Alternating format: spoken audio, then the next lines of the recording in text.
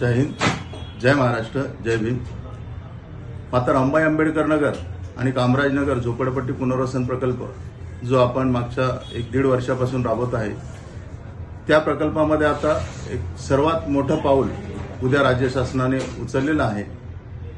आपले मुख्यमंत्री फडणवीस साहेब, आपले लाडके उपमुख्यमंत्री एकनाथ शिंदे साहेब, अजितदादा पवार साहेब यांच्या हस्ते आणि इतर केंद्रीय मंत्री, राज्य सरकारचे मंत्री या कार्यक्रमाला देखील येणार आहेत। यांच्या शुभ हस्ते आपल्या रमाबाई आंबेडकर नगर, कामराज नगरमधील 16,575 झोपडीधारकांच्या घराचा इमारतीचा भूमिपूजनाचा कार्यक्रम उद्या दिनांक 14 ऑक्टोबर रोजी मंगळवारी दुपारी 3 वाजता होणार आहे। तर आपण सर्वजण या प्रकल्पासाठी, या भूमिपूजनासाठी यायचं आहे।